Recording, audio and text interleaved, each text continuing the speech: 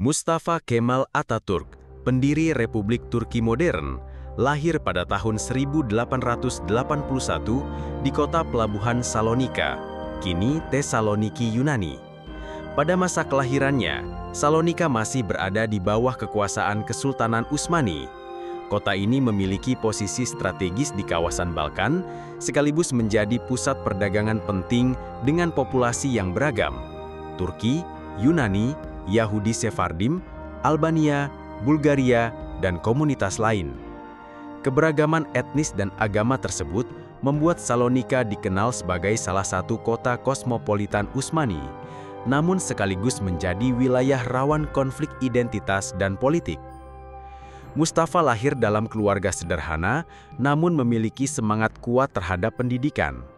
Ayahnya, Ali Riza Effendi, bekerja sebagai pegawai bea cukai dan juga terlibat dalam usaha perdagangan kayu. Ia dikenal sebagai sosok disiplin, berpikiran terbuka, dan percaya pada pentingnya pendidikan modern, bukan hanya pendidikan agama tradisional. Ibunya, Zubaidah Hanum, berasal dari keluarga religius dengan latar belakang pedesaan yang lebih konservatif. Ia adalah figur yang sangat berpengaruh dalam pembentukan karakter Mustafa, terutama dalam hal keteguhan hati, ketekunan, dan kedekatan dengan nilai-nilai moral. Pertentangan kecil dalam keluarga pun muncul sejak dini. Ayah Mustafa ingin anaknya dididik di sekolah modern dengan kurikulum sekuler, sementara ibunya lebih menghendaki pendidikan agama. Perbedaan ini melahirkan kompromi. Mustafa kecil memulai pendidikan di sekolah dasar tradisional, namun kemudian dipindahkan ke sekolah sekuler yang menekankan aritmetika, bahasa, serta ilmu pengetahuan umum. Peralihan ini menjadi titik awal yang menumbuhkan kecintaan Mustafa pada ilmu pengetahuan, disiplin berpikir rasional, dan minat terhadap karir militer. Kehidupan Mustafa kecil tidak selalu mudah. Ketika ia berusia sekitar 7 tahun, ayahnya meninggal dunia. Peristiwa ini mengguncang keluarga mereka secara ekonomi dan emosional. Ibunya kemudian membawa Mustafa ke rumah kerabat di pedesaan selama beberapa tahun. Lingkungan pedesaan memberinya pengalaman berbeda, kedekatan dengan rakyat biasa, kesederhanaan hidup, serta gambaran nyata tentang kesulitan sosial ekonomi masyarakat Utsmani. Kelak, pengalaman ini akan memperkuat pemahamannya tentang pentingnya reformasi sosial dan ekonomi. Setelah beberapa tahun, Mustafa kembali ke Salonika untuk melanjutkan pendidikan. Disinilah titik balik kehidupannya bermula. Ia masuk ke sekolah militer, lembaga pendidikan yang sangat prestisius pada waktu itu. Sekolah militer menjadi jalan utama bagi pemuda Utsmani yang bercita-cita memperbaiki nasib bangsa. Bagi Mustafa, sekolah ini bukan hanya tempat menimba ilmu, tetapi juga ruang pembentukan disiplin, keberanian, dan semangat nasionalisme. Pada usia remaja, Mustafa menunjukkan bakat luar biasa dalam bidang matematika. Kemampuan logikanya yang tajam membuat guru matematikanya memberi tambahan nama Kemal, yang berarti kesempurnaan atau keunggulan. Sejak itu, ia dikenal sebagai Mustafa Kemal. Nama ini kelak menjadi simbol keunggulan intelektual dan tekad kuat yang akan membentuk dirinya sebagai pemimpin besar. Kondisi politik pada masa muda Mustafa Kemal penuh gejolak. Kesultanan Utsmani sedang mengalami kemunduran serius. Sejak abad ke-19, wilayah Utsmani di Balkan mulai lepas satu persatu akibat bangkitnya nasionalisme etnis dan intervensi kekuatan Eropa. Kekalahan demi kekalahan melawan Rusia, Austria-Hungaria, dan gerakan nasionalis lokal mempercepat disintegrasi. Sementara itu, kekuasaan pusat di Istanbul dipandang lemah, terjebak dalam intrik politik, korupsi, dan ketidakmampuan melakukan reformasi modern yang memadai. Salonika sendiri menjadi pusat penyebaran ide-ide modern dan nasionalisme Turki. Di kota ini, gerakan intelektual muda Utsmani berkembang pesat. Surat kabar, diskusi politik, dan perkumpulan mahasiswa menjadi bagian dari atmosfer intelektual yang dihirup Mustafa sejak muda.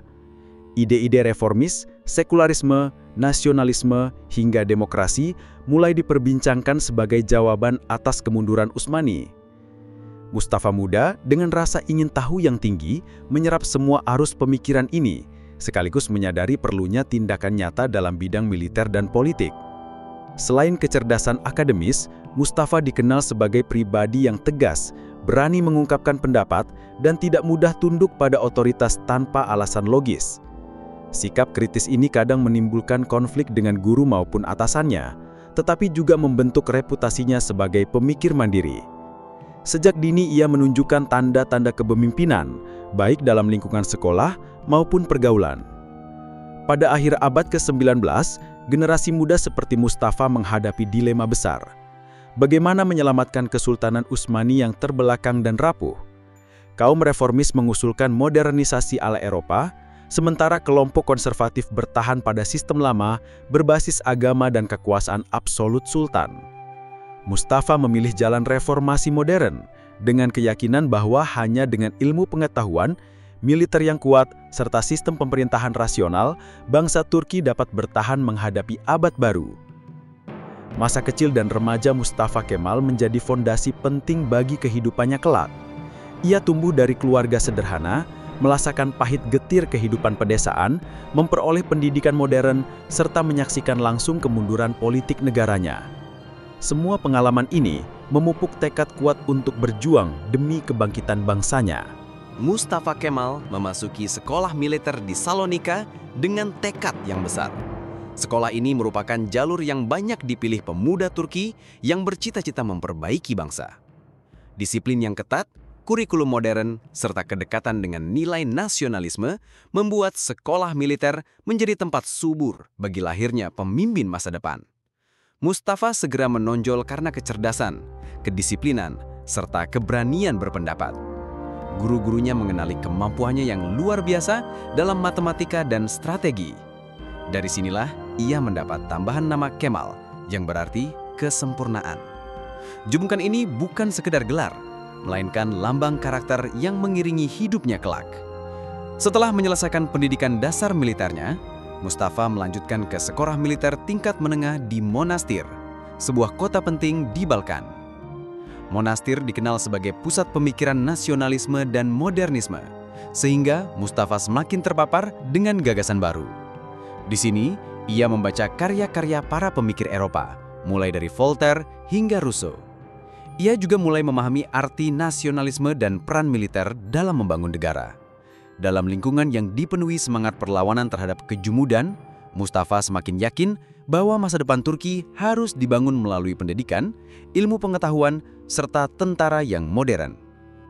Pada tahun 1899, Mustafa diterima di Akademi Militer di Istanbul. Ibu kota Utsmani memberinya gambaran lebih jelas tentang keruntuhan sistem lama. Istanbul penuh dengan intrik politik, kesenjangan sosial, dan korupsi birokrasi. Di satu sisi, kota ini juga menjadi tempat berkumpulnya intelektual dan gerakan reformis. Mustafa menyerap kontradiksi itu dengan tajam. Ia belajar dengan giat, menunjukkan kecemerlangan dalam ilmu taktik, strategi perang, dan kepemimpinan. Ia juga mengembangkan keterampilan menulis, sering menyusun esai yang mengkritik ketidakmampuan pemerintah dan menyerukan reformasi. Pada tahun 1902, Mustafa lulus dengan pangkat Letnan II. Langkah berikutnya adalah melanjutkan pendidikan di Akademi Staf Jenderal, sekolah paling prestisius bagi perwira Utsmani. Disinilah ia semakin matang sebagai seorang pemikir militer. Ia belajar langsung tentang strategi perang modern, taktik lapangan, serta pentingnya disiplin organisasi. Pada tahun 1905, ia lulus dengan predikat baik dan ditugaskan sebagai Kapten Staf. Pada masa ini pula, ia mulai berhubungan dengan jaringan intelektual muda yang kelak dikenal sebagai Gerakan Turki Muda, kelompok yang menentang absolutisme Sultan Abdul Hamid II. Mustafa Kemal menyadari bahwa perwira muda harus lebih dari sekedar tentara. Mereka harus menjadi agen perubahan. Ia terlibat dalam diskusi politik, membentuk lingkaran kecil perwira yang membicarakan strategi menyelamatkan bangsa. Aktivitas semacam itu berbahaya karena aparat sultan ketat mengawasi siapapun yang dianggap berseberangan. Namun, Mustafa tidak gentar. Ia percaya bahwa tanpa pemikiran kritis dan keberanian politik, bangsa Turki akan terus terperosok ke jurang kehancuran. Karir militernya kemudian membawanya ke Damaskus, Suriah, yang saat itu merupakan bagian dari Kekaisaran Utsmani. Di sana, ia melihat langsung bagaimana wilayah jajahan menderita akibat korupsi pejabat lokal dan lemahnya administrasi pusat. Pengalaman di Suriah memperkuat pandangannya tentang perlunya pemerintahan yang efisien, sekuler, dan nasionalis. Ia mendirikan sebuah kelompok kecil bernama Watan We Hurriyat atau Tanah Air dan Kebebasan. Organisasi rahasia ini bertujuan menyebarkan ide reformasi dan nasionalisme di kalangan perwira muda. Pada tahun-tahun berikutnya, Mustafa Kemal kembali dipindahkan ke berbagai pos militer, termasuk Makedonia. Di wilayah Balkan ini, ia menyaksikan betapa rapuhnya Kesultanan Utsmani dalam menghadapi gerakan nasionalis etnis lain, seperti Bulgaria, Serbia, dan Yunani. Kekalahan demi kekalahan membuat tentara Utsmani kehilangan wibawa. Bagi Mustafa, semua ini adalah bukti bahwa reformasi militer dan politik tidak bisa ditunda. Ia menulis catatan-catatan pribadi yang menekankan perlunya pemisahan agama dari politik, serta penegakan sistem pemerintahan yang berbasis hukum modern. Keterlibatannya dalam lingkaran intelektual muda semakin mendalam ketika ia kembali ke Salonika. Di kota itu, gerakan Turki muda semakin kuat. Mereka menuntut kembalinya konstitusi 1876 yang dibukukan Sultan Abdul Hamid II. Mustafa mendukung ide konstitusionalisme, meski ia sering berbeda pandangan dengan beberapa pemimpin Turki muda dalam hal strategi. Baginya, gerakan politik harus disertai disiplin organisasi dan dukungan militer yang solid. Pada tahun 1908, revolusi Turki muda meletus. Gerakan ini berhasil memaksa Sultan Abdul Hamid II mengembalikan konstitusi. Mustafa Kemal ikut serta, meski posisinya belum menonjol. Namun revolusi ini menegaskan keyakinannya bahwa perubahan memang mungkin terjadi melalui keberanian kolektif. Ia melihat bagaimana perwira muda, intelektual, dan rakyat dapat bersatu menantang absolutisme. Akan tetapi, ia juga mengkritik kelemahan gerakan yang cenderung kurang disiplin dan penuh perselisihan internal. Setelah revolusi, Mustafa tetap bertugas di berbagai front. Ia terlibat dalam Perang Italia-Turki di Tripolitania, di mana Italia berusaha merebut Libya dari Utsmani. Meskipun kekuatan militer Italia jauh lebih modern, Mustafa bersama sekelompok kecil perwira Utsmani mampu mengorganisir perlawanan lokal. Pengalaman di Libya memberinya pelajaran berharga tentang pentingnya kepemimpinan di lapangan, adaptasi dalam kondisi sulit, serta hubungan dengan rakyat. Keberhasilannya membuat namanya mulai dikenal di kalangan perwira.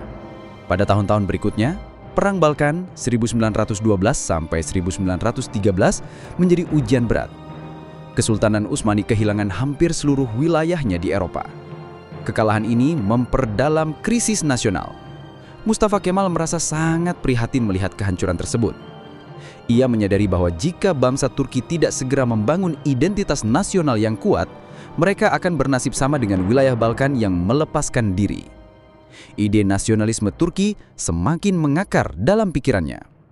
Dalam seluruh perjalanan awal karirnya, Mustafa menunjukkan konsistensi luar biasa. Disiplin, kritis, rasional, dan berorientasi pada tindakan nyata. Ia tidak hanya menguasai teori militer, tetapi juga membangun reputasi sebagai perwira yang berani di medan perang. Lebih dari itu, ia membentuk diri sebagai pemimpin dengan visi politik. Ia percaya bahwa militer bukan sekedar alat perang, tetapi juga pilar dalam membangun negara modern. Keyakinan ini akan menjadi dasar perjuangannya pada tahap berikut ketika Perang Dunia Pertama mengubah nasib bangsa Turki untuk selama-lamanya. Ketika Perang Dunia I meletus pada tahun 1914, Kesultanan Utsmani memutuskan bergabung dengan blok sentral yang dipimpin Jerman dan Austria-Hungaria. Keputusan ini lahir dari keyakinan bahwa Utsmani membutuhkan sekutu kuat untuk mempertahankan eksistensinya dari ancaman Rusia, Inggris, dan Prancis. Namun bagi Mustafa Kemal, perang bukan hanya tentang mempertahankan kekuasaan sultan, melainkan juga kesempatan membuktikan kemampuan militer bangsa Turki. Ia melihat perang sebagai ajang di mana tentara dapat menunjukkan keberanian dan disiplin, sekaligus memperkuat identitas nasional. Mustafa Kemal saat itu berusia 30-an dan telah memiliki pengalaman lapangan yang cukup.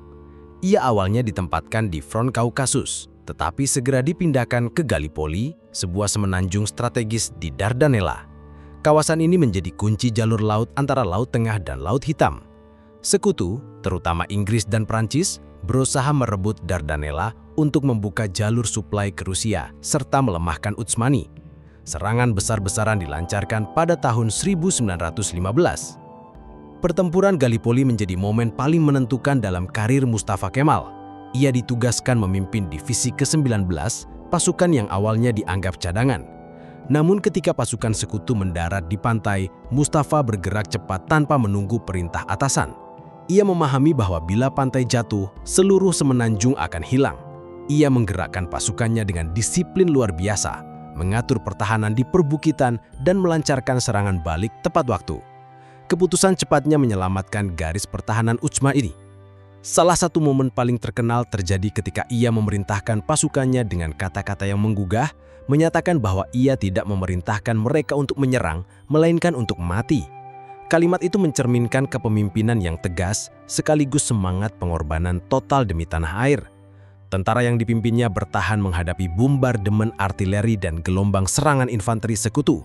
Meski kehilangan banyak korban, garis pertahanan tetap tidak runtuh. Keberhasilan mempertahankan Gallipoli menjadikan Mustafa Kemal pahlawan nasional. Ia dipuji tidak hanya oleh sesama perwira, tetapi juga oleh rakyat. Pertempuran ini menjadi simbol bahwa bangsa Turki masih memiliki kekuatan dan keberanian melawan kekuatan besar dunia. Dari sisi internasional, Gallipoli juga menandai kegagalan besar sekutu yang kehilangan puluhan ribu prajurit. Dari sisi Utsmani, kemenangan ini memberi harapan meski secara umum kekaisaran tetap dalam kondisi genting. Mustafa Kemal membuktikan dirinya sebagai pemimpin lapangan yang berbeda. Ia tidak hanya memberi perintah, tetapi juga turun langsung bersama pasukan. Ia memperhatikan kebutuhan logistik, kesehatan, bahkan moral para prajurit. Ia mendekati mereka dengan bahasa sederhana, memotivasi dan menunjukkan solidaritas. Kepemimpinannya lahir dari kedekatan dengan rakyat biasa, bukan hanya dari pangkat atau status. Gaya kepemimpinan ini kelak menjadi ciri khasnya sebagai pemimpin nasional. Gallipoli juga mempertegas pemikiran Mustafa tentang nasionalisme Turki. Ia melihat bahwa tentara yang berasal dari berbagai latar belakang sosial bisa bersatu membela tanah air ketika dipimpin dengan benar.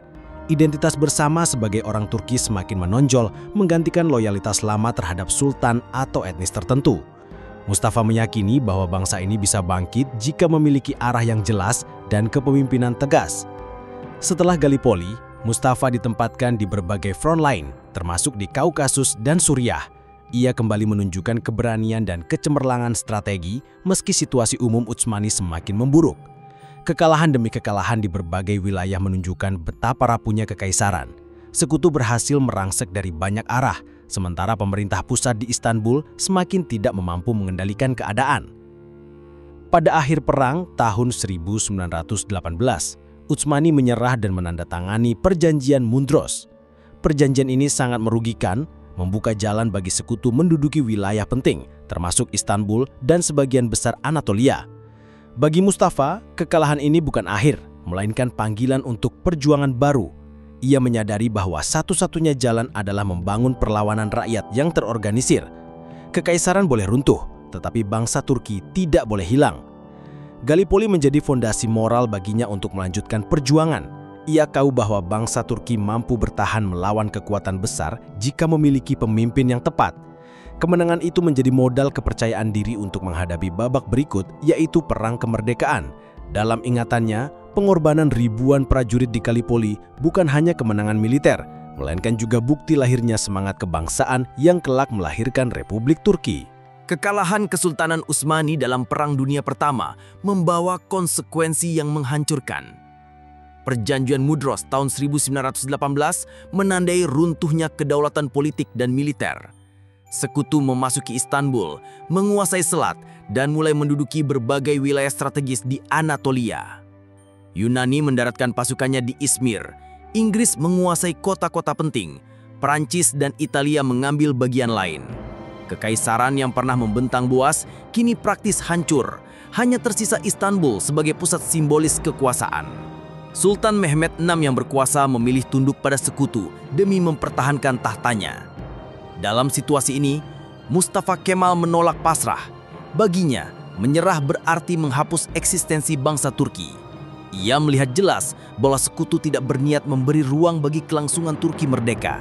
Sebaliknya, Anatolia akan diprateli dan dibagi-bagi kepada kekuatan asing dan sekutu lokal mereka.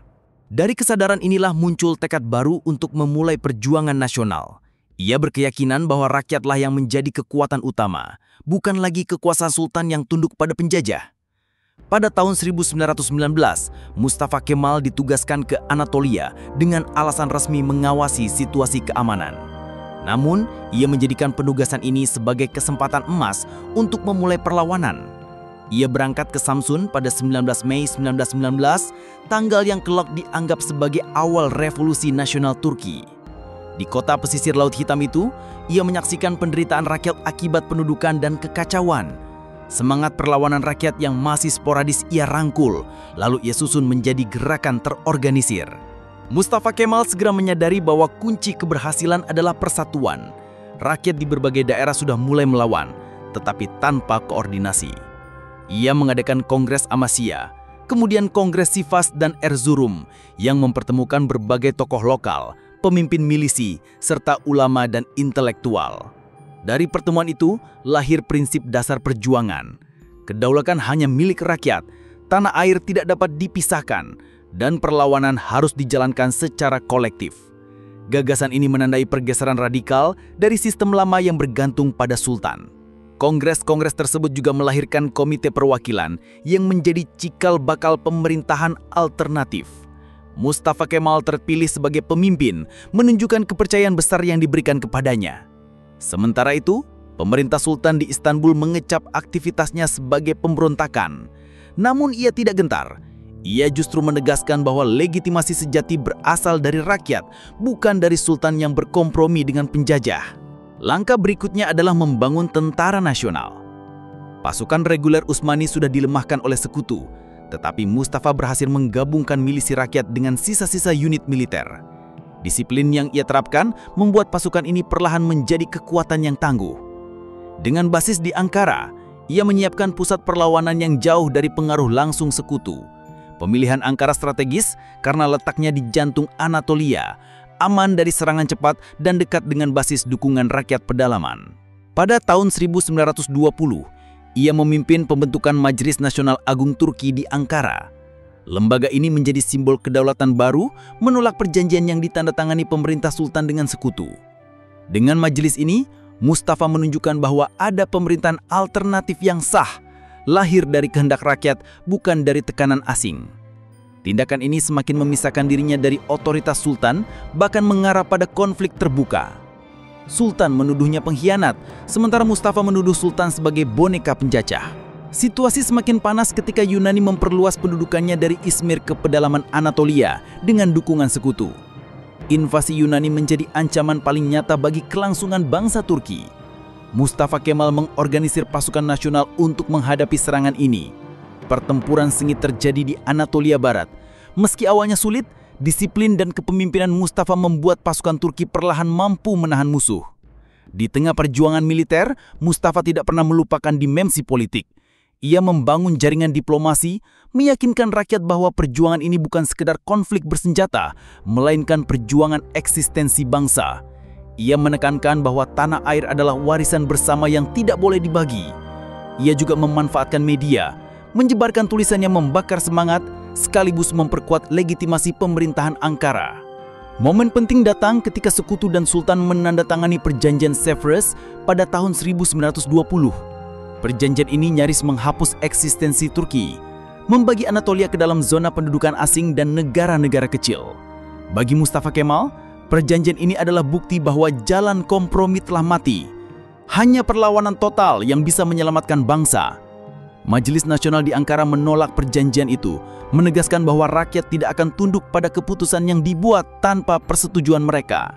Puncak fase awal perjuangan ini adalah konsolidasi kekuatan di Anatolia dan keberhasilan mempertahankan kedaulatan Ankara sebagai pusat pemerintahan nasional. Meski masih menghadapi tekanan militer, diplomatik, dan ekonomi, semangat rakyat semakin menyatu. Mustafa Kemal telah berhasil mengubah keputusasaan pasca perang menjadi energi kolektif. Ia muncul bukan sedakar sebagai jenderal, tetapi sebagai pemimpin revolusi nasional. Dari Samsun hingga Ankara, langkah-langkahnya menunjukkan perpaduan strategi militer dan politik yang luar biasa. Pada saat bangsa lain mungkin menyerah, ia justru membuka babak baru. Baginya, kemerdekaan adalah harga mati.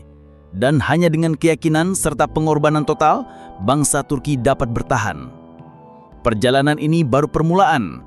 Pertempuran besar melawan Yunani dan konfrontasi diplomatik dengan sekutu masih menanti.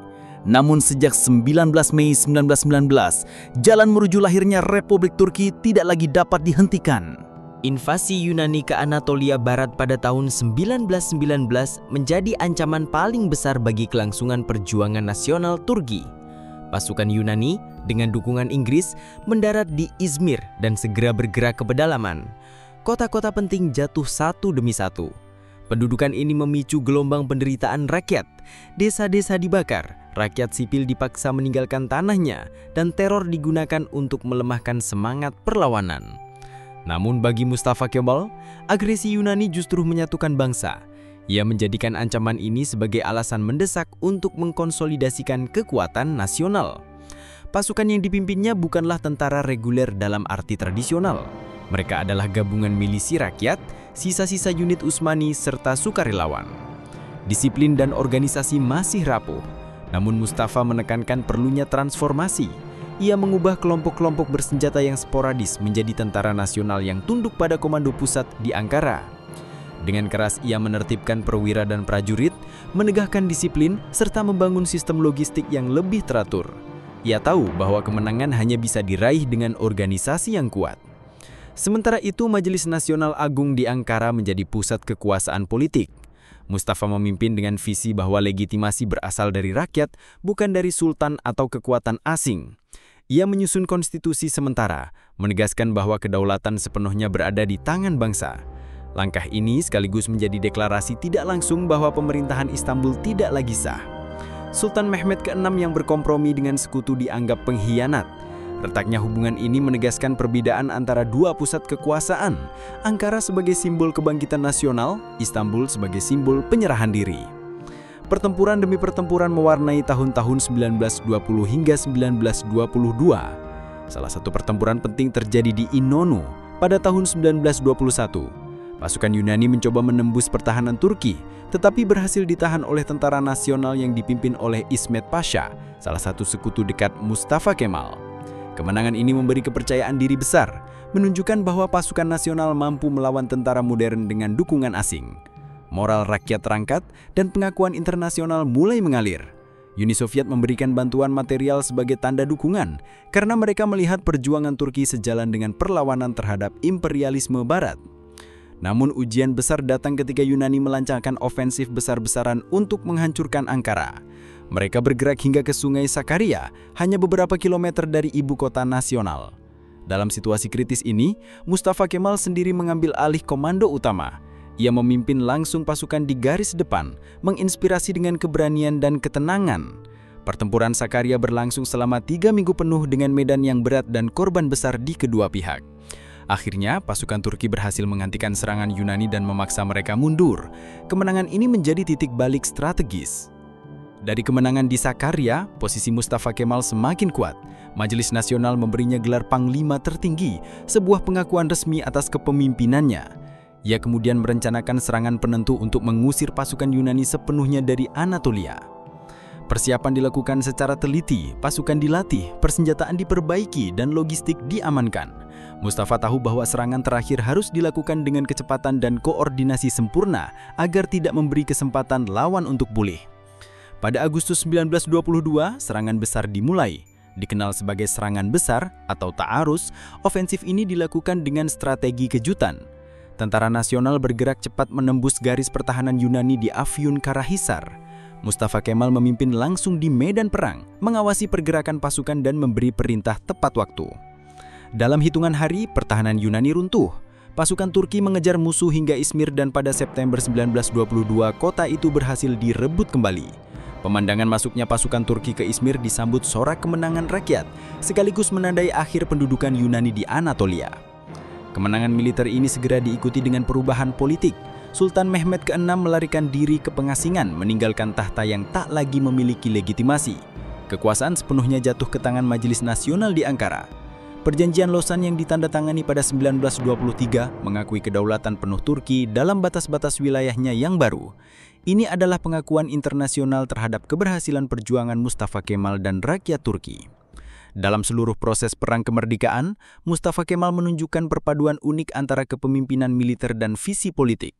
Ia tidak hanya memimpin pasukan di medan perang, tetapi juga mengatur strategi diplomasi, membangun legitimasi pemerintahan baru, dan menjaga persatuan nasional.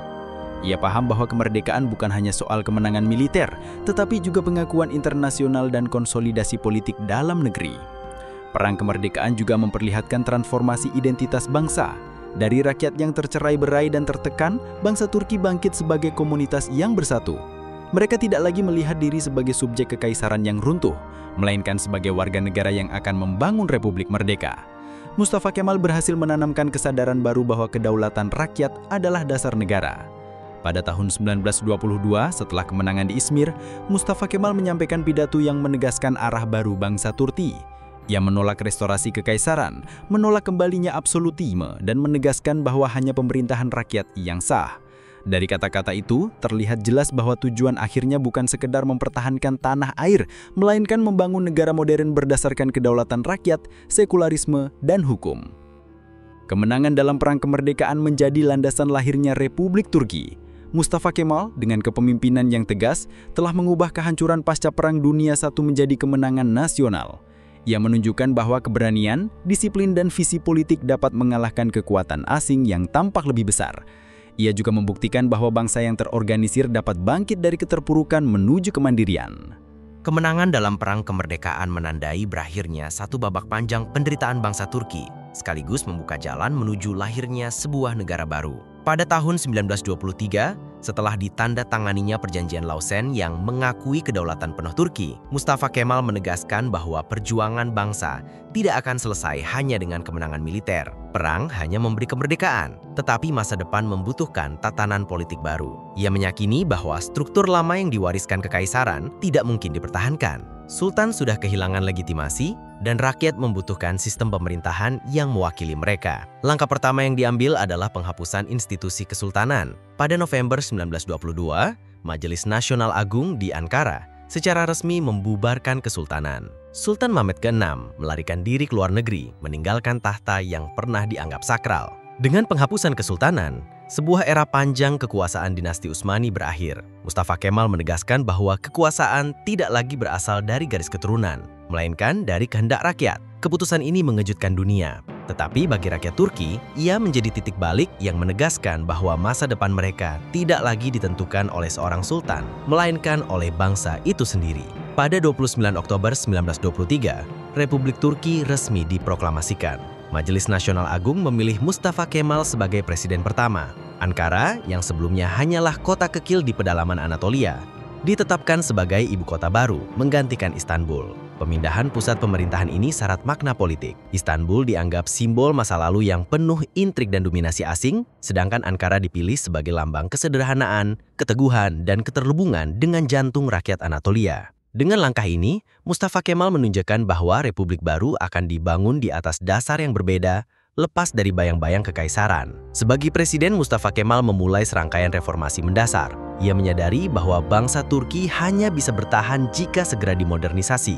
Pertama-tama, ia menegakkan prinsip sekulerisme dengan memisahkan urusan agama dari negara. Pada tahun 1924, lembaga kekhalifahan yang selama berabad-abad menjadi simbol persatuan umat Islam dibubarkan. Keputusan ini sangat kontroversial, menimbulkan protes keras dari kalangan tradisionalis. Namun Mustafa yakin bahwa kekhalifahan hanya menjadi penghalang bagi modernisasi, karena memelihara otoritas religius yang bisa digunakan untuk melawan reformasi. Ia berulang kali menegaskan bahwa agama adalah urusan pribadi, sementara negara harus berlandaskan hukum rasional. Selain itu, ia membentuk konstitusi baru yang menegaskan prinsip kedaulatan rakyat, kesetaraan warga negara, dan supremasi hukum. Majelis Nasional menjadi lembaga tertinggi yang mewakili rakyat, sementara presiden berperang sebagai kepala negara yang dipilih. Sistem ini menegaskan berakhirnya absolutisme dan mengawali demokrasi parlementer. Meskipun dalam praktiknya, Mustafa Kemal tetap memegang kendali kuat demi menjaga stabilitas di masa transisi. Reformasi tidak berhenti pada politik. Mustafa Kemal melihat pendidikan sebagai kunci utama. Ia meluncurkan program besar untuk membangun sekolah-sekolah modern, mengganti sistem pendidikan lama yang terfragmentasi oleh lembaga agama. Kurikulum diperbarui agar lebih menekankan ilmu pengetahuan, teknologi, sejarah nasional, dan bahasa Turki. Guru dianggap sebagai ujung tombak revolusi, sehingga status mereka ditingkatkan. Ia ingin generasi muda tumbuh dengan pikiran rasional, nasionalis, dan terbuka terhadap modernitas. Bahasa menjadi salah satu fokus reformasi awal. Mustafa Kemal menilai bahwa bahasa Turki yang bercampur dengan banyak istilah Arab dan Persia membuat rakyat kesulitan memahami. Ia mendorong penyederhanaan dan pembakuan bahasa, langkah awal menuju revolusi alfabet yang kelak terjadi. Bagi Mustafa, bahasa adalah alat persatuan dan modernisasi, sehingga ia ingin rakyat memiliki akses yang mudah terhadap pengetahuan dan hukum.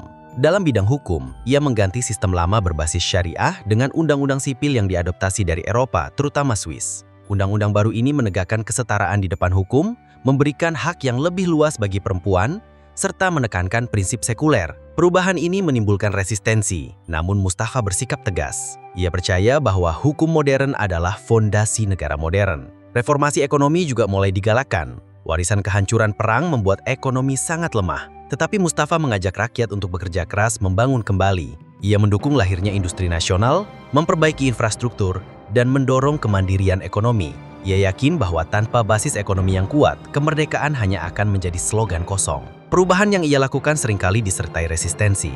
Kelompok konservatif menuduhnya menghancurkan tradisi Islam dan warisan Utsmani. Sebagian rakyat yang masih terikat pada simbol kekhalifahan menolak kebijakan sekuler. Akan tetapi Mustafa tidak ragu menggunakan kekuatan negara untuk menumpas pemberontakan.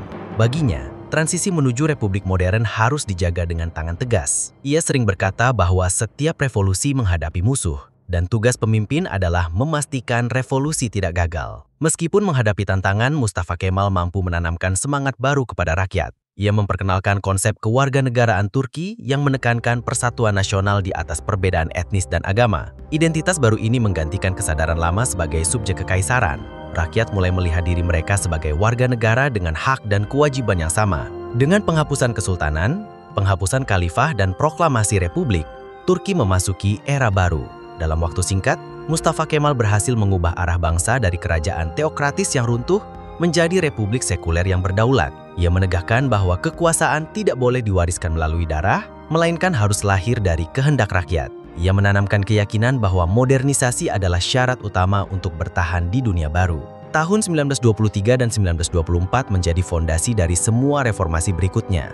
Mustafa Kemal tidak hanya dikenal sebagai pahlawan militer, namun kini juga sebagai bapak bangsa. Ia membimbing rakyat melewati masa transisi yang penuh gejolak dengan visi yang jelas. Meski banyak yang menentang, ia percaya bahwa sejarah akan membuktikan kebenaran jalannya. Republik Turki lahir bukan sebagai kelanjutan dari kekaisaran, melainkan sebagai proyek baru yang penuh berbeda. Dalam proses itu, Mustafa Kemal meneguhkan dirinya sebagai simbol kepemimpinan visioner yang mengubah arah sejarah bangsanya. Setelah fondasi republik ditegakkan, Mustafa Kemal menyadari bahwa tantangan terbesar bukan hanya pada bidang politik, melainkan juga dalam kehidupan sosial dan budaya masyarakat. Ia berkeyakinan bahwa keberlangsungan republik hanya bisa dipastikan bila rakyat mengalami transformasi mental. Selama berabad-abad, tradisi, agama, dan sistem sosial lama telah mengikat masyarakat dalam pola pikir yang menolak perubahan. Karena itu, reformasi sosial menjadi salah satu agenda utama. Mustafa Kemal menilai bahwa kemerdekaan sejati tidak cukup hanya diukur dari kedaulatan negara, tetapi juga dari kemampuan rakyat untuk melepaskan diri dari belenggu lama dan menatap masa depan dengan pikiran modern.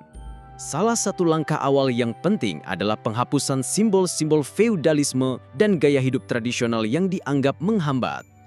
Pada tahun 1925, ia mengeluarkan Undang-Undang Topi yang mewajibkan penggunaan topi barat menggantikan fez, penutup kepala tradisional yang selama berabad-abad menjadi identitas laki-laki Utsmani. Keputusan ini menimbulkan kontroversi karena bagi sebagian orang, fez dianggap lambang kehormatan. Namun Mustafa Kemal menegaskan bahwa penampilan lahiriah mempengaruhi cara berpikir dan topi barat adalah simbol keterbukaan terhadap modernitas. Di banyak kota, ia berpidato langsung di hadapan rakyat, menunjukkan bahwa dirinya sendiri mengenakan topi barat sebagai teladan. Meski mendapat perlawanan keras, ia tetap teguh karena menganggap perubahan simbolis itu sebagai pintu masuk menuju perubahan mental. Selain reformasi pakaian, Mustafa Kemal juga menghapus berbagai lembaga keagamaan yang dianggap menghambat sekularisasi. pada tahun 1925, tarekat-tarekat sufi resmi dibubarkan. TK, Zawiyah, dan Derga yang selama ini menjadi pusat kegiatan keagamaan dan sosial ditutup. Ia menganggap tarekat sebagai sarang konservatisme dan fanatisme yang bisa menjadi ancaman bagi Republik. Langkah ini mengejutkan banyak kalangan, tetapi Mustafa Kemal menilai bahwa negara modern harus bebas dari otoritas spiritual yang bersaing dengan hukum negara. Ia menekankan bahwa agama tetap memiliki tempat dalam hati rakyat, tetapi tidak boleh lagi mendikte urusan publik. Reformasi sosial juga menyentuh masalah perempuan. Mustafa Kemal yakini bahwa modernisasi mustahil tercapai bila setengah dari rakyat, yaitu kaum perempuan, dibiarkan tertinggal. Ia mulai memberikan dorongan agar perempuan berpartisipasi dalam pendidikan dan kehidupan sosial. Meski hak politik penuh baru diberikan pada 1930-an, pada periode 1920-an sudah tampak perubahan besar. Perempuan mulai muncul di ruang publik dengan pakaian modern, bekerja sebagai guru, perawat, dan pegawai. Mustafa Kemal berkali-kali menegaskan bahwa bangsa yang membiarkan perempuan tertinggal tidak akan pernah mampu bersaing dengan bangsa lain. Ia memandang kesetaraan sebagai kebutuhan praktis sekaligus moral. Pendidikan tetap menjadi pusat perhatiannya. Reformasi sosial hanya bisa berhasil bila rakyat memperoleh pengetahuan. Ia menggagas program besar untuk memberantas buta huruf yang saat itu masih sangat tinggi. Namun ia sadar bahwa hambatan terbesar ada pada sistem tulisan Arab yang selama berabad-abad digunakan dalam bahasa Turki. Tulisan itu dianggap sulit dipelajari, terutama bagi rakyat pedesaan. Mustafa Kemal menyimpulkan bahwa satu-satunya cara mempercepat literasi adalah dengan mengganti huruf. Pada tahun 1928, ia memperkenalkan revolusi alfabet. Huruf Arab digantikan dengan huruf Latin yang disesuaikan dengan fonologi bahasa Turki. Perubahan ini merupakan langkah radikal dan bersejarah. Mustafa Kemal sendiri turun langsung ke lapangan, mengajar rakyat menulis huruf baru di papan tulis sederhana di alun-alun. Ia ingin menunjukkan bahwa reformasi ini bukan sekedar kebijakan pemerintah, tetapi juga perjuangan bersama seluruh bangsa. Rakyat didorong untuk segera meninggalkan tulisan lama dan memeluk huruf baru. Dengan alfabet Latin, bahasa Turki menjadi lebih mudah dipelajari, terutama oleh generasi muda. Perubahan alfabet bukan hanya masalah teknis, tetapi juga simbol identitas. Mustafa Kemal ingin memutus ikatan masa lalu yang membelenggu. Dengan meninggalkan tulisan Arab, ia menedaskan orientasi baru Turki ke arah barat dan modernitas. Reformasi ini memperkuat sekularisme, karena teks-teks keagamaan dalam bahasa Arab tidak lagi menjadi standar literasi nasional. Sebaliknya, rakyat diarahkan untuk membaca buku dan surat kabar dalam bahasa Turki modern. Keputusan ini sempat menimbulkan kegelisahan, terutama di kalangan ulama. Tetapi Mustafa Kemal berkeyakinan bahwa masa depan bangsa lebih penting daripada nostalgia masa lalu. Selain alfabet, bahasa juga terus disederhanakan. Banyak kata serapan Arab dan Persia diganti dengan padanan Turki. Upaya ini dilakukan melalui pembentukan lembaga bahasa yang bertugas meneliti, mengembangkan, dan memperkaya kosakata nasional. Mustafa Kemal bertekad agar bahasa Turki menjadi bahasa modern yang bisa menampung istilah ilmu pengetahuan, teknologi, dan administrasi modern. Ia percaya bahwa bahasa adalah jiwa bangsa, dan bangsa hanya bisa mandiri jika memiliki bahasa yang mandiri pula. Perubahan sosial ini tidak selalu berjalan mulus. Di berbagai daerah, muncul protes bahkan pemberontakan yang menentang sekularisasi dan reformasi budaya. Salah satu yang paling terkenal adalah pemberontakan Syekh Said pada tahun 1925 yang berakar pada ketidakpuasan kaum religius dan kelompok Kurdi terhadap kebijakan sekular. Mustafa Kemal menanggapinya dengan keras. Pemberontakan ditumpas, pengadilan darurat dibentuk, dan banyak tokoh oposisi dijatuhi hukuman mati. Ia menilai bahwa tanpa ketegasan, Republik yang masih muda bisa hancur oleh kekuatan reaksioner. Namun di balik ketegasan itu, reformasi Mustafa Kemal secara perlahan mengubah wajah masyarakat. Kota-kota besar mulai dipenuhi sekolah, universitas, teater, dan surat kabar. Kaum muda tumbuh dengan orientasi baru, lebih terbuka pada ilmu pengetahuan dan budaya modern. Simbol lama Utsmani semakin pudar, digantikan dengan simbol-simbol Republik.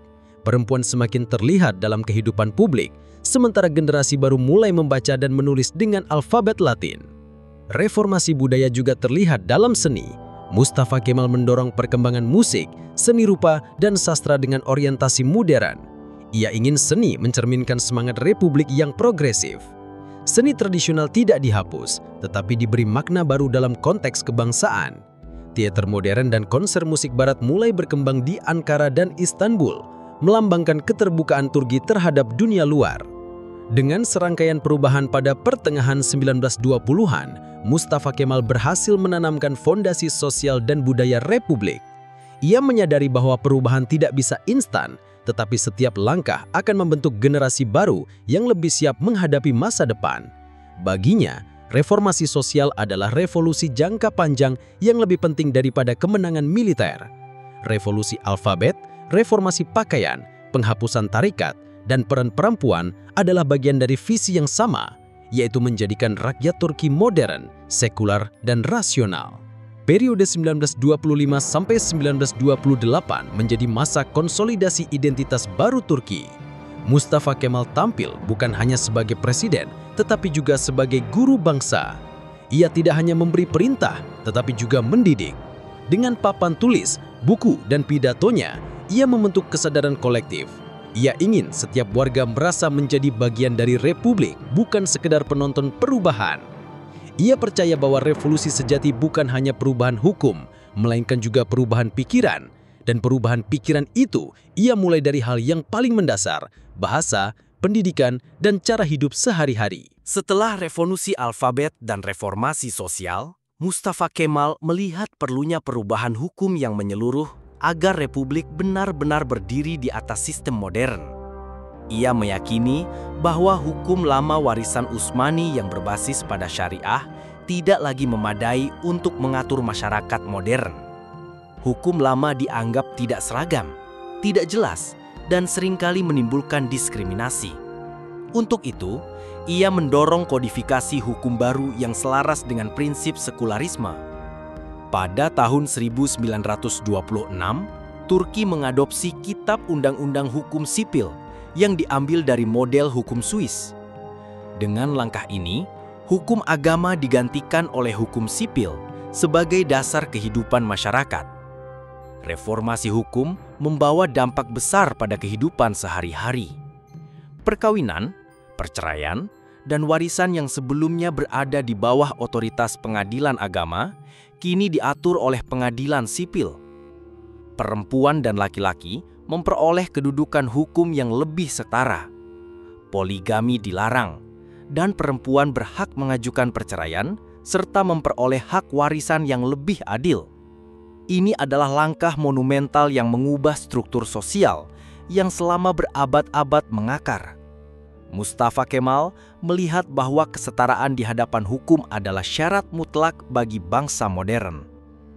Selain hukum sipil, reformasi juga menyentuh bidang pidana dan administrasi.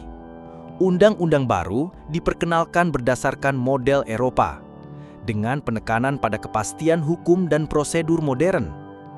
Pengadilan agama dihapuskan, digantikan oleh sistem peradilan nasional yang terpusat. Hakim-hakim dilatih dalam kerangka hukum sekuler, bukan lagi dalam tradisi fikih. Dengan demikian, negara benar-benar mengambil alih fungsi hukum dari lembaga keagamaan. Bagi Mustafa Kemal, ini adalah tonggak sekularisasi yang paling penting. Reformasi hukum juga memperkuat posisi perempuan. Sejak awal, Mustafa Kemal menegaskan bahwa kemajuan bangsa tidak mungkin dicapai bila perempuan tidak diberdayakan. Setelah hukum sipil baru berlaku, ia melangkah lebih jauh dengan memperjuangkan hak politik bagi perempuan. Pada 1930, perempuan Turki diberi hak untuk memilih dalam pemilihan lokal. 2 tahun kemudian, pada 1932, perempuan juga diberi hak untuk mencalonkan diri dalam pemilihan kepala desa. Langkah ini mendahului banyak negara Eropa yang pada masa itu belum sepenuhnya memberikan hak politik bagi perempuan. Mustafa Kemal menganggap pencapaian ini sebagai bukti bahwa republik benar-benar progresif. Selain itu, Ia mendorong partisipasi perempuan dalam pendidikan tinggi dan profesi modern. Perempuan mulai menjadi guru, dokter, pengacara, bahkan anggota parlemen. Meskipun jumlahnya masih terbatas, kehadiran mereka menjadi simbol perubahan sosial yang mendalam. Mustafa Kemal sering menegaskan dalam pidatonya bahwa perempuan adalah tiang utama bangsa, dan bangsa yang membiarkan perempuan tertinggal akan kehilangan setengah dari potensinya. Baginya, emansipasi perempuan bukan hanya ideal moral, tetapi juga kebutuhan praktis untuk pembangunan. Namun dalam bidang politik, meskipun Mustafa Kemal menekankan modernisasi, demokrasi tetap dijalankan dengan batasan. Partai Rakyat Republik yang dipimpinnya tetap menjadi satu-satunya kekuatan dominan. Upaya membangun oposisi politik seringkali berakhir dengan kegagalan. Pada tahun 1924, ia mengizinkan berdirinya Partai Progresif, tetapi partai itu segera dibubarkan setelah dituduh terlibat dalam pemberontakan Sheikh Said. Pada 1930, ia mencoba lagi dengan mendukung pembentukan Partai Republik Liberal oleh sahabatnya, Fethi Okyar. Awalnya partai baru ini mendapat sambutan luas, terutama dari kalangan pedagang dan oposisi religius. Namun, situasi cepat memburuk karena partai tersebut menjadi pusat kritik terhadap sekularisme dan modernisasi. Kerusuhan sosial yang muncul setelah berdirinya Partai Republik Liberal membuat Mustafa Kemal mengambil keputusan untuk membubarkannya. Ia menyadari bahwa masyarakat belum siap menerima kompetisi politik penuh, terutama ketika kekuatan reaksioner masih begitu kuat. Karena itu, ia memilih menjaga stabilitas dengan sistem politik satu partai. Baginya, demokrasi dalam arti barat tidak bisa langsung diterapkan. Republik yang baru lahir memerlukan masa transisi panjang dengan kepemimpinan terpusat. Namun demikian, Mustafa Kemal tidak sepenuhnya menolak gagasan demokrasi. Ia lebih memilih membangunnya secara bertahap melalui pendidikan politik rakyat. Dalam pidatonya, ia sering menekankan bahwa republik akan berkembang menuju demokrasi yang matang di masa depan. Untuk sementara, kepemimpinan kuat diperlukan agar reformasi tidak hancur oleh kekacauan. Baginya, demokrasi tanpa pendidikan dan kesadaran rakyat hanya akan melahirkan instabilitas. Karena itu, ia menempatkan prioritas pada pendidikan, modernisasi hukum dan emansipasi sosial sebelum membuka ruang kompetisi politik penuh. Pada periode 1929 hingga 1933, Turki juga menghadapi dampak krisis ekonomi dunia. Depresi besar yang melanda Barat turut dirasakan meskipun dalam skala berbeda. Mustafa Kemal merespons dengan memperkuat peran negara dalam perekonomian. Industrialisasi dipercepat, bank-bank nasional didirikan, dan proyek pembangunan infrastruktur digalakan. Krisis ini justru memperkuat keyakinannya bahwa negara harus memainkan peran aktif dalam mengarahkan pembangunan, bukan menyerahkannya kepada pasar bebas semata. Dalam situasi sulit ini, kesetiaan rakyat diuji.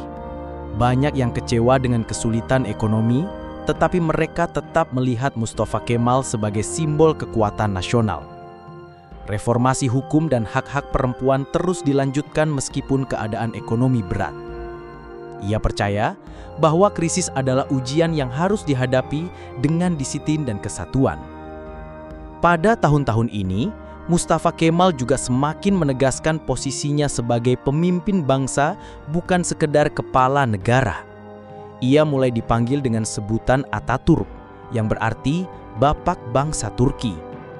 Gelar itu secara resmi diberikan pada tahun 1934, tetapi semangatnya sudah terasa sejak awal 1930-an.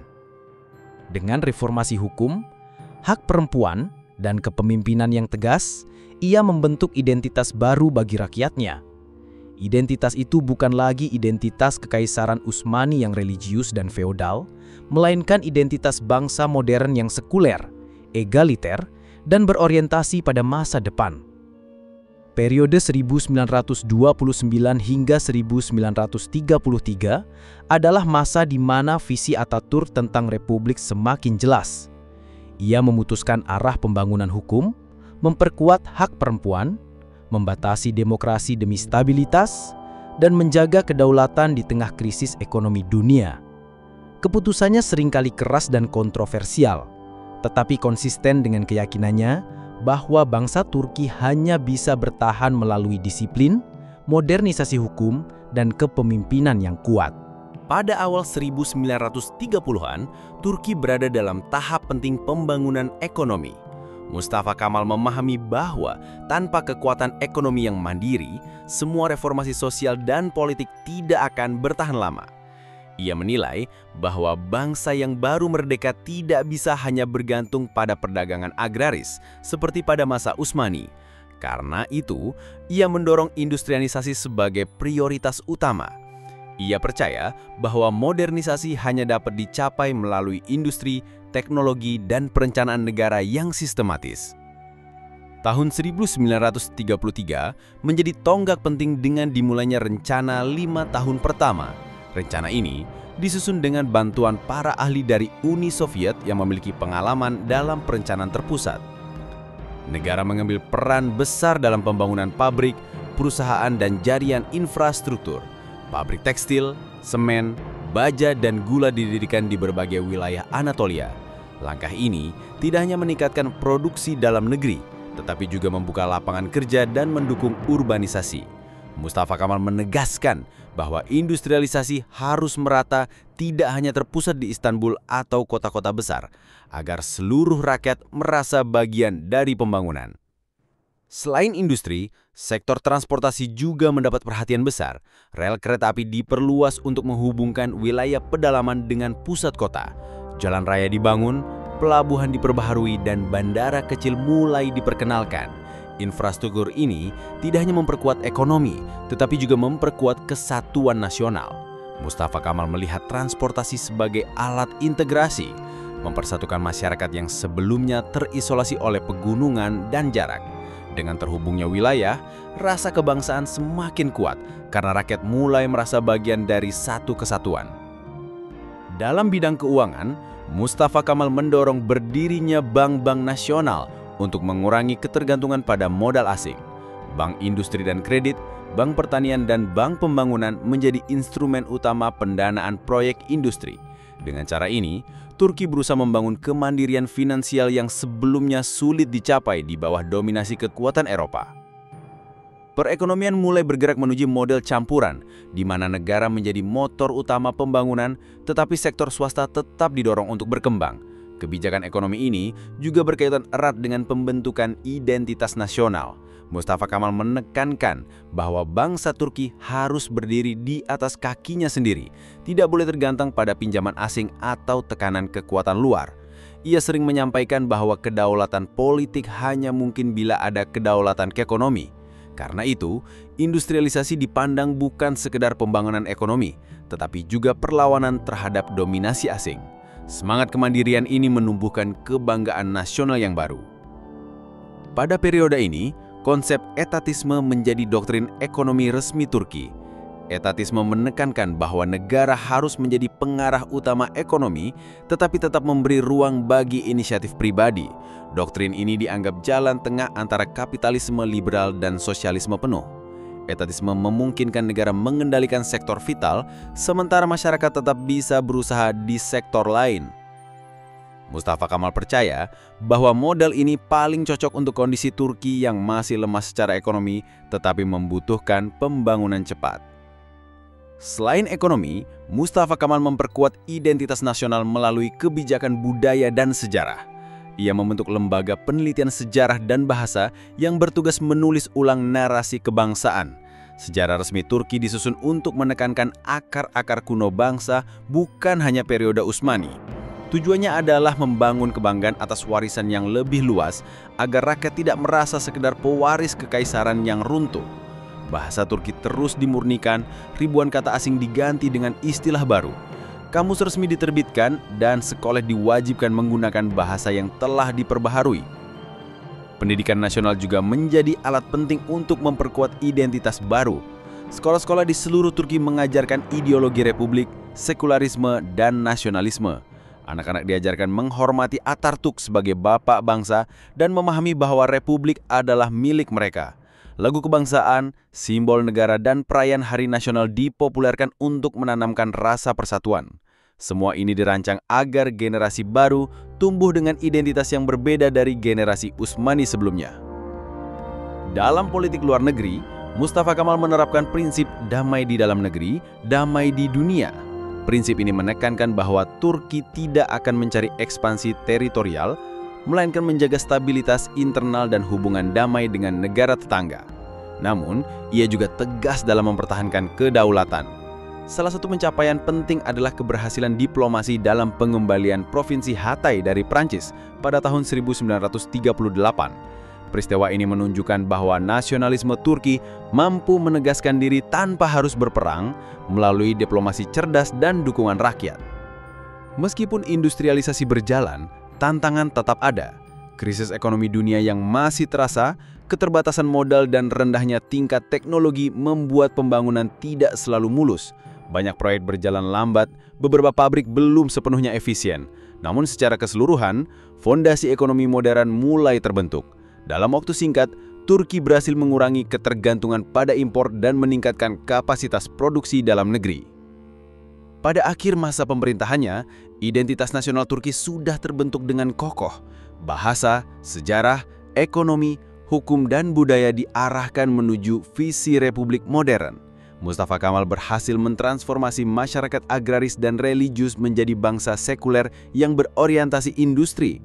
Meskipun belum sepenuhnya demokratis, rakyat mulai melihat diri mereka sebagai bagian dari negara yang sama dengan tujuan bersama. Kebijakan ekonomi dan identitas nasional ini juga mengokohkan posisi Mustafa Kemal sebagai figur tak tergantikan. Ia dipandang bukan hanya sebagai kepala negara, tetapi sebagai arsitek bangsa. Seluruh pencapaian politik dan ekonomi dihubungkan dengan namanya. Bagi rakyat, Atatürk adalah simbol modernitas, kemandirian, dan kebanggaan nasional. Pada tahun-tahun akhir hidupnya, meski kesehatannya menurun akibat penyakit, pengaruhnya tetap dominan dalam setiap keputusan negara. Antara 1933 hingga 1938, Turki bergerak cepat membangun fondasi ekonomi dan identitas nasional yang bertahan hingga generasi berikutnya. Atatürk berhasil membawa bangsa keluar dari keterpurukan pasca perang menuju jalur industrialisasi dan modernisasi. Ia membuktikan bahwa dengan kepemimpinan tegas dan visi yang jelas, sebuah bangsa yang nyaris hilang bisa bangkit kembali sebagai negara modern yang berdaulat. Pada pertengahan 1930-an, Mustafa Kemal Atatürk sudah dikenal sebagai pemimpin yang mengubah wajah Turki secara total. Ia berhasil membawa bangsa yang nyaris hilang dari peta dunia menjadi negara merdeka, berdaulat, dan modern. Namun, di balik pencapaian besar itu, kesehatannya mulai melemah. Gaya hidupnya yang penuh tekanan, kebiasaan merokok dan konsumsi alkohol turut memperburuk kondisi fisik. Seiring usianya yang mendekati akhir 30-an, dokter mulai mendeteksi tanda-tanda penyakit serius pada hatinya. Meski demikian, Atatürk tetap menjalankan tugas kenegaraan dengan disiplin, menyembunyikan rasa sakit agar rakyat tidak kehilangan semangat. Tahun-tahun terakhir hidupnya ditandai dengan upaya memperkuat pondasi negara yang telah ia dirikan. Ia tidak ingin reformasi yang telah diperjuangkan dengan darah dan pengorbanan menjadi sia-sia setelah ia tiada. Karena itu, ia menekankan pentingnya kelembagaan. Partai Republik Rakyat yang dipimpinnya dijadikan instrumen politik untuk menjaga kesinambungan visi republik. Ia memastikan angkatan bersenjata tetap setia kepada prinsip republik, bukan kepada individu atau kelompok.